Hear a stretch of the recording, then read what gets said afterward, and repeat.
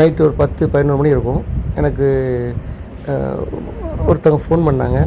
இப்படி ஒரு பாட்டி வந்து கையில் வெயின், அதாவது குளுக்கோஸ் ஏற்றுன வெயினோட இப்படி ரோட்டில் இருக்காங்க.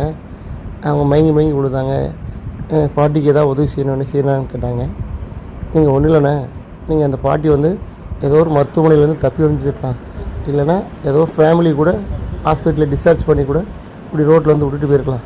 அதனால் பாட்டியை வந்து வேறு என்ன செஞ்சாலும் நமக்கு ஃபஸ்ட்டு இப்போதைக்கு உதவி செய்யணுன்னா நீங்கள் அவங்க 108க்கு ஃபோன் பண்ணி அந்த பாட்டியை நீங்கள் வந்து மீண்டும் மருத்துவமனையில் சேருங்க அப்படின்னு சொன்னேன். நான் நினச்சேன் அந்த மனிதர் விட்டுட்டு போயிடுவார்னு தான் நினச்சேன். ஆனால் நைட்டு ஒரு 12 மணி இருக்கும். எனக்கு ஒரு வாய்ஸ் மெசேஜ் போகும், ஒரு வீடியோவும் அனுப்பி கொடுத்தாரு. அந்த பாட்டியை 108க்கு ஃபோன் பண்ணி 108 வர வச்சு ஜிஹெச்சில் மீண்டும் அரசு மருத்துவமனையில் அந்த பாட்டியை சேர்த்துருக்காங்க. அந்த வீடியோவும் ஃபோட்டோ அனுப்பினார். உண்மையிலேயே இந்த மனிதாபிமான செயல் செய்த அந்த நல்ல மனிதனுக்கு, அந்த சக மனிதனுக்கு உதவி செய்த நல்ல மனிதருக்கு நன்றியை தெரிவித்துக் கொள்கின்றோம்.